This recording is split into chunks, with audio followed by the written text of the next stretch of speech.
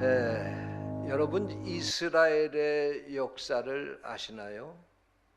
이스라엘은 가나안 땅에 들어가서 사사시대 400년을 지나고 드디어 왕을 세울 수 있게 되었습니다.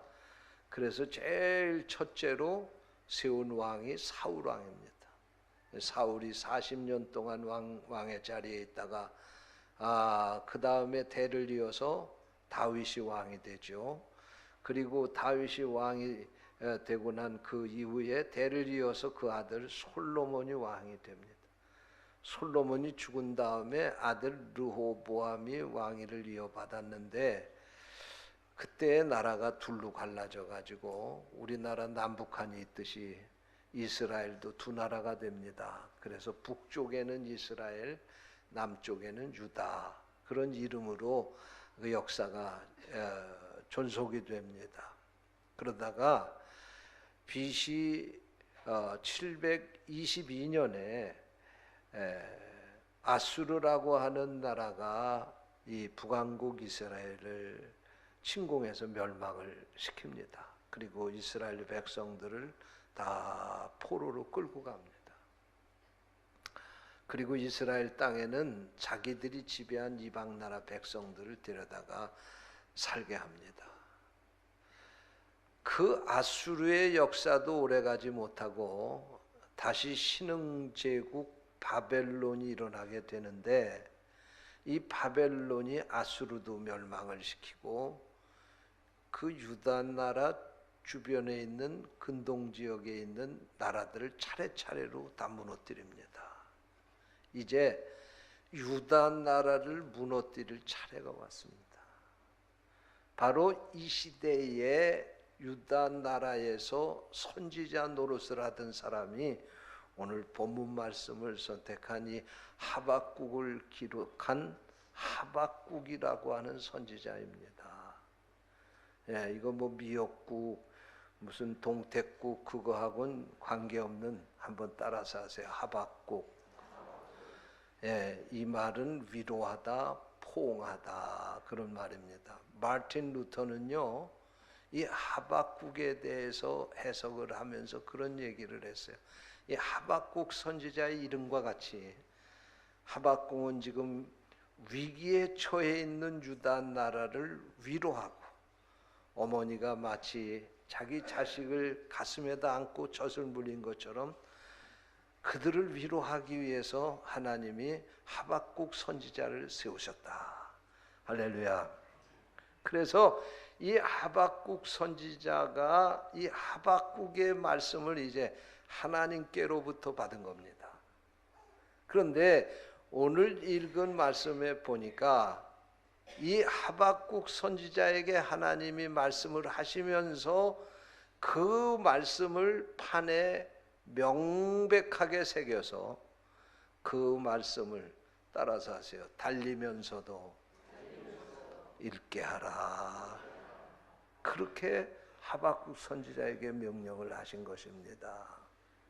그러면 여기 이 명백하게 새겨서 이 말씀을 달리면서도 읽게 하라고 하는 이 말씀이 무슨 말씀입니까? 여러분, 지금 유다 나라는 풍전등화와 같은 위기에 있습니다.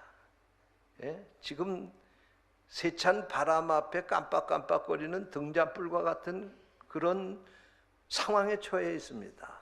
지금 바벨론이라고 하는 신흥제국이 일어나서 차례로 근동 지역에 있는 나라를 무너뜨리고 이제는 유다 나라를 점령하기 위해서 획책을 하고 있는 바로 그때에 하나님께서 이 하박국 선지자에게 사명을 주시고 말씀을 하시는 겁니다. 너는 내 이 말씀을 판에다 새겨서 내 백성, 이 유다 백성들이 이 말씀을 읽게 하라. 근데 여러분, 말씀을 읽는데 우리가 보통 편안하고 안정돼야 하나님 말씀 읽는 거 아닙니까? 우리는 사실 바빠서 하나님의 말씀 가까이 하지 못하지요. 왜 성경 못 읽냐 그러면 바빠서 못 읽겠습니다. 왜 기도 못하느냐 그러면 목사님 내가 바빠서 정신이 없습니다. 그러고 얘기하잖아요. 그런데 여기 이 유다 백성들도 마찬가지였습니다. 지금 바벨론이라고 하는 나라가 이 유다 나라를 점령하기 위해서 지금 기세등등하게 몰려오고 있는 바로 이때에 이 유다 백성들 정신없습니다. 지금 절망하고 있습니다.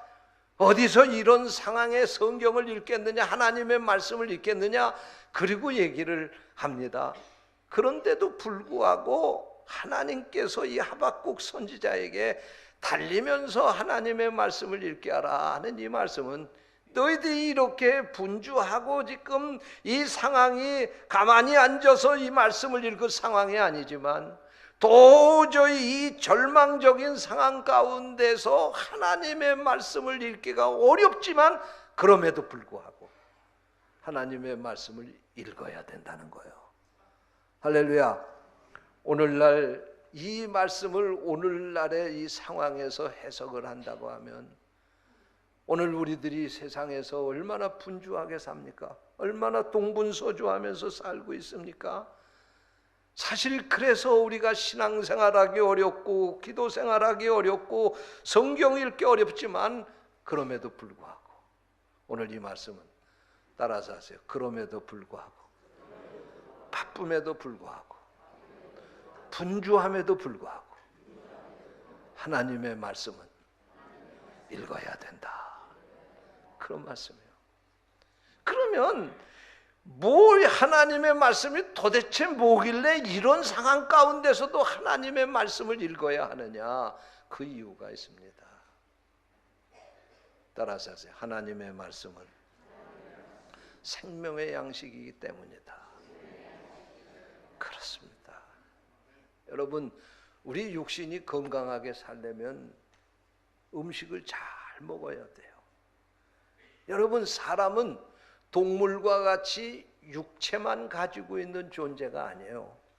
우리 인간은 영적인 존재입니다. 그래서 우리 육신에게 양식이 필요한 것처럼 우리 영혼에도 양식이 필요한 거예요. 영혼의 양식이 하나님의 말씀인 성경인 줄로 믿습니다. 그래서 우리가 우리의 영혼이 강건하게 살기 위해서 이 성경을 읽어야 된다. 그런 말씀입니다. 두 번째로 따라서 하시기 바랍니다. 성경은 영적인 내비게이션이다. 할렐루야. 여러분, 요즘에는요, 세 여자의 말만 잘 들으면 사는 거 걱정 없답니다. 첫 번째로는 어머니 말씀 잘 듣고, 두 번째로는 아내 말 잘 듣고, 세 번째로는 내비게이션에서 안내하는 여자의 말 잘 듣고, 살면 인생 사는 거 별로 걱정 없다는 얘기예요. 잘 들으세요. 잘 들으세요. 여러분, 우리가 길을 찾아가려면 모르던 길도 내비게이션을 따라서 찾아가면 어디든지 찾아갈 수 있는 거예요. 마찬가지로 여러분, 천국이 우리 눈에 보입니까? 여러분, 천국이 어디 있습니까? 그런데 하나님의 말씀인 이 성경을 보면, 이 성경을 여러분이 읽고 이 말씀대로 살아가면 이 말씀은 여러분들을 천국까지 한치의 오차도 없이 여러분을 안내하고 인도해 준다는 사실을 믿으시기 바랍니다. 따라서 하세요. 성경은 양약이다. 요새 나이가 먹어서 그런지 죄송해요. 나이 더 많으신 분들 죄송한데 요새 나이가 저를 얘기하는 거예요. 나이가 들어서 그런지요, 좋다는 약이면 뭐든지 먹고 싶어요. 그래서 나도 모르게 한 주먹씩 약을 먹는 거예요. 네? 여러분, 육신이 건강하게 살려면요, 약 먹어야 돼요. 보약 먹어야 돼요. 그냥 내 건강 주어진 거 가지고 그냥 살지 아니에요. 내가 보니까 약사하시는 우리 방재환 장로님도 한 주먹씩 약을 잡수시더라고요. 내가 그래서 장로님한테 그랬어요. 장로님, 그 약 돈 안 내고 먹는다고 그렇게 많이 잡수시냐 그랬더니, 목사님, 나이가 들면요, 이렇게 모자르는 거, 내 몸에 부족한 영양을 채워야지 건강하게 삽니다 그러더라고. 그래서 나도 그냥 그 말씀 믿고 좋다는 약은 먹는 거예요 그냥. 예? 여러분, 육신이 건강하게 살려면 우리가 보약을 먹고 좋은 약을 먹어야 되는 것처럼 우리 영혼도 마찬가지요. 하나님의 말씀이 여러분에게 양약인 줄로 믿으시기 바랍니다. 하나님의 말씀 잘 읽고 그 말씀대로 살면요, 웬만한 병은 다 고쳐요. 예? 우리 영혼이 잘 되고 건강하게 살게 될 줄로 믿습니다. 할렐루야. 따라서 하세요. 하나님의 말씀은 거울이다. 그렇습니다. 우리가 우리의 모습을 어디다 비춰봐요? 거울에다 비춰보잖아요. 거울에다 비추면 우리의 모습이 잘못된 거, 잘된 거, 제대로 잘 우리의 모습이 갖춰졌는지 볼 수 있는 거 아니에요? 여러분 마찬가지입니다. 하나님이 주신 거울인 이 성경 말씀을 보게 되면 이 말씀 속에서 우리를 볼 수가 있는 거예요. 내가 지금 바르게 살고 있는지, 내 영혼이 지금 건강한지, 내가 정말 하나님의 뜻대로 살 수 있는지, 나의 모든 모습을 이 성경이 우리에게 거울처럼 보여주는 줄로 믿으시기 바랍니다. 그래서 그 말씀에 어긋나는 거 있으면 우리가 거울 보고 화장 고치듯이 우리가 그거 고쳐서 살면 하나님이 기뻐하시는 삶을 살 수가 있습니다. 따라서 하시기 바랍니다. 하나님의 말씀은 현미경이다. 안 보이던 것도 현미경으로 쳐다보면 아주 작은 것까지도 세밀하게 볼 수 있는 것과 마찬가지로 하나님의 말씀은 내 속에 들은 것까지 다 보게 해주는 거예요. 할렐루야. 우리의 심령의 정란한 모습도 하나님의 말씀으로 보면은 다 드러나게 되어 있어요. 그래서 우리가 이 하나님의 말씀인 성경을 가까이 해야 된다, 그런 말씀입니다. 따라서 하시기 바랍니다. 성경은 망원경이다. 그렇습니다. 망원경은 멀리 있는 것도 가까이 볼 수 있는 겁니다. 여러분, 천국이 보입니까? 안 보입니까? 안 보이지만 이 성경을 통해서는 천국이 가까이 보입니다. 할렐루야. 우리의 육안으로 안 보이는 것들, 저 미래의 내세의 우리의 세계까지도, 영적인 세계까지도 이 성경은 우리에게 가까이 있는 지금 여기 내가 그 속에 있는 것처럼 그렇게 보게 해주는 망원경이 바로 성경이라는 사실을 믿으시기를 바랍니다. 따라서 하세요. 성경은 방패다. 할렐루야. 여러분, 성경 말씀 읽고 그 말씀대로 사는 사람은요, 어떤 사탄의 유혹도 다 막아낼 수가 있습니다. 여러분, 죄의 유혹도 다 하나님 말씀 가까이 하는 사람은 막아낼 수가 있습니다. 믿으시기 바랍니다. 따라서 하세요. 성경은 무기다.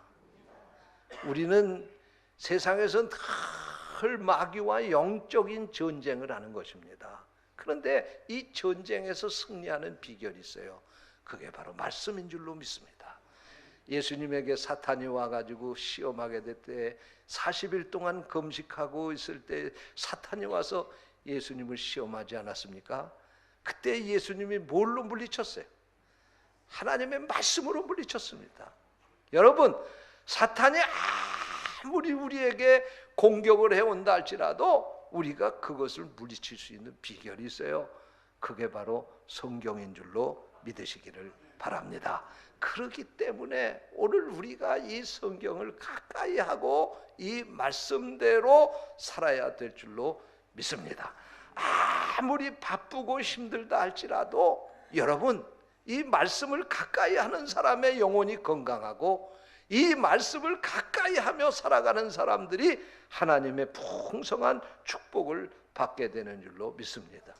제가 잘 아는 장로님 가운데 저 분당의 삼성감리교회에서 신앙생활하고 교회를 섬기시는 이혜선 장로님이라고 하는 분이 계십니다. 이분은 여기 부천에 있는 부천 제1병원을 개원하셔가지고 원장으로 계시던 분이셔요. 이분 내과 전문 의사이신데 그 병원을 개원해서 병원을 운영하시다가 경영하시다가 이분이 정치에 뛰어드셔 가지고 그 후에는 부천시장을 역임하시기도 했습니다. 그리고 지금은 한국의학연구소라고 여의도에다가 그 한국의학연구소를 만드셔서 그곳에서 소장으로 일을 하고 계신 분이신데, 이 장로님과 제가 만나기로 약속을 하고 제가 이 장로님 사무실에 갔어요. 장로님이 어디 갔다가 저하고 약속을 지키기 위해서 오시는데 조금 늦게 오신다고, 조금 늦겠다고 비서에게 연락을 해서 목사님 제 방으로 모시라고, 제가 조금 있으면 도착할 테니까 목사님 먼저 방으로 모시라고 해서 제가 그 방에 들어가서 보니까 말이에요, 그 장로님 책상 위에 성경책이 놓여 있는데 한눈에 봐도 그 성경책은 참 오래된 성경책이고 많이 읽은 성경책이구나, 그런 생각이 들어요. 제가 궁금하면 못 견디는 사람이에요. 그래서 그 장로님이 그 방에 아직 안 들어오셨으니까 그 사이에 다른 거는 들춰볼 수가 없고 저 성경책이나 한번 좀, 저 장로님이 읽으시는 저 성경책 좀 한번 들춰봐야 되겠다, 그런 생각을 해서 가가지고 성경책을 들춰보니까 말이에요, 정말 그 성경책 보면서 제가 큰 은혜를 받고 도전을 받았습니다. 얼마나 그 성경을 많이 읽었는지 그 성경에 손때가 묻어 있고 그 성경이 다 닳았어요. 이 장로님이 이 성경을 들고 직장에 나오시고 직장에서도 틈만 있으면 그 성경을 읽으시는 거예요. 제가 보면 그분 굉장히 바쁘신 분입니다. 정신없이 바쁘신 분입니다. 이분 뛰어다니기만 하면 시간이 다 돈입니다. 그럼에도 불구하고 이분이 얼마나 하나님의 말씀을 귀하게 여기고 이 말씀을 읽는지 제가 이것을 보면서 큰 은혜를 받았습니다. 할렐루야. 여러분 책상에도 이렇게 되기를 축원합니다. 성경책 교회 올 때 먼지 털어가지고 들고 오지 마시고 늘 그 말씀 가까이 하시기 바랍니다. 젊은 사람들 요새 뭐 SNS 시대라고 해가지고 매일 그냥 휴대폰 보느라고 정신이 없는데 그 쓸데없는 거 휴대폰에서 보면은요 죄짓고 그 정신만 산만해집니다. 그런 거 보지 마시고 성소공회에서 찬송, 성경 찬송 이거 무료로 다 다운시켜주는 앱 있어요.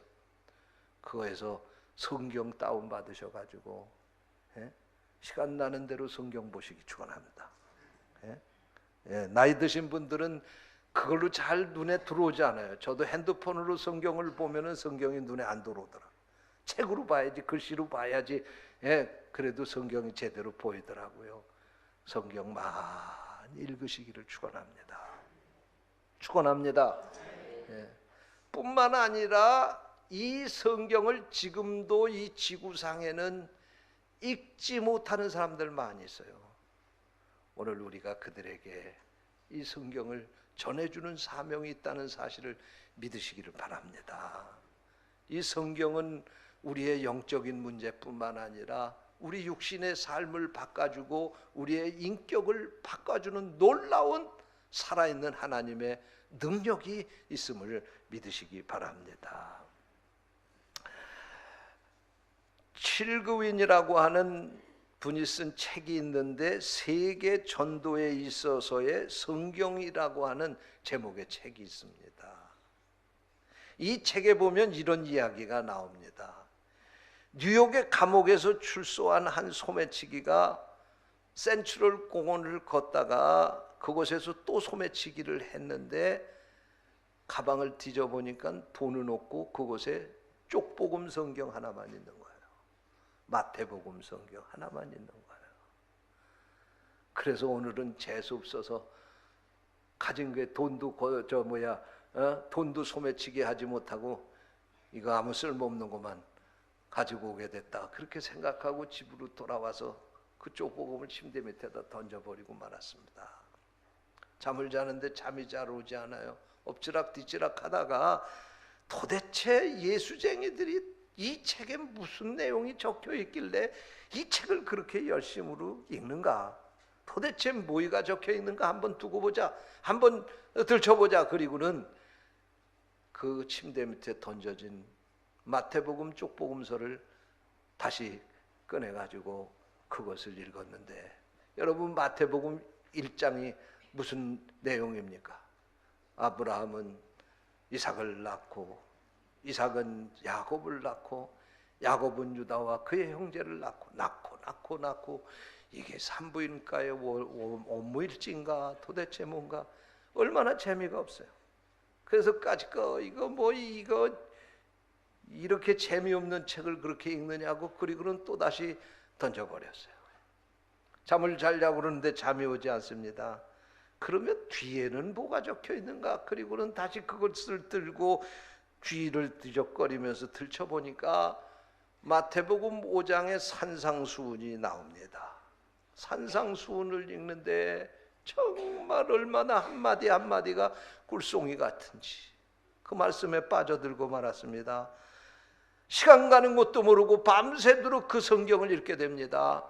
성경을 읽으면서 그 마음이 녹았습니다. 자신도 모르게 눈물을 흘리고 하나님 앞에 회개하게 되었습니다. 그리고 그 밤에 예수님을 구주로 영접하게 되었습니다. 할렐루야. 이거 이천희 목사의 얘기가 아니고 책에 나오는 이야기예요.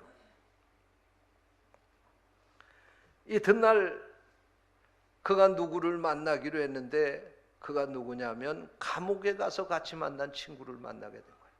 근데 그 친구는 누구냐면 은행 강도범의 두목이에요. 그런데 감방에 가가지고 같이 거기서 만나서 생활을 하던 사람인데, 마침 출소를 했다고 그래서 만나자고 그래서 약속을 하고 그날 만나게 된 거예요. 이 소매치기범이었던 사람이 자기가 읽던 성경 마태복음 쪽복음을 가지고 나갔습니다. 그리고 그 은행 강도 두목에게 그 성경을 주면서 이야기를 합니다. 내가 이 성경을 보니까 얼마나 귀한 말씀이 적혀 있는지, 당신도 자네도 이 말씀을 읽어보라고. 그래서 그냥 아무 생각 없이 그 성경책을 받아들고 가가지고 이 은행 강도범 두목이 그날 저녁에 침대에서 누웠다가 도대체 그 친구가 얼마나 좋은 책이면 나에게 주었을까? 그리고는 그 책을 꺼내서 읽어보는데 마태복음 11장 28절 29절 말씀이 눈에 들어왔습니다. 수고하고 무거운 짐진 자들아 다 내게로 오라. 내가 너희를 쉬게 하리라. 나는 마음이 온유하고 겸손하니 나의 멍에를 메고 내게 배우라. 그리하면 너희 마음이 쉼을 얻으리라. 할렐루야. 예수님이 자기를 초청하는 그런 음성으로 그의 마음속에 들려졌습니다. 이 세상에 누구도 나를 범죄자라고 가까이 하지 않는데 예수님은 나를 지금도 오라고 부르시고 오면은 내가 너에게 쉼을 주겠다고 그렇게 말씀을 하시는구나. 그만 이 말씀 앞에 그도 고꾸라지고 말았습니다. 그리고 울부짖으면서 오 자비하신 하나님, 나는 죄인입니다. 내가 하나님께 가니 나를 받아달라고 하며 그 시간 회개하고 그도 예수 그리스도를 구세주로 받아들이게 되었습니다. 그 순간에 그의 마음속에 자리 잡고 있던 미움과 불안이 사라지고 기쁨과 평안이 그에게 충만하게 되었습니다. 그런데 사실 이 은행 강도 두목은 그날 자기가 원수처럼 생각하는 사람을 찾아가서 죽이려고 계획하고 있었던 터였습니다. 그러나 그 전날 읽은 성경이 그의 인생을 이렇게 바꿔놓고 만 것입니다. 할렐루야. 하나님의 말씀, 이것이 우리에게 생명입니다. 이것이 우리를 바꾸는 능력입니다. 이 하나님의 말씀을 가까이 하고 이 말씀대로 사시고 이 말씀을 알지 못하는 사람들에게 전하는 여러분 되시기를 축원합니다. 기도하겠습니다. 하나님 아버지, 오늘 우리에게 귀한 말씀 주셔서 감사합니다. 말씀대로 살아갈 수 있도록 성령으로 저희들을 주장하시고 인도해 주시옵소서. 날마다 하나님의 말씀 읽고 그 말씀대로 순종하며 살게 해 주시고 우리 생명 다하는 그날까지 이 말씀 반포하는데 우리의 모든 것 바칠 수 있도록 도와 주옵소서. 주님의 이름으로 간절히 기도하옵나이다. 아멘.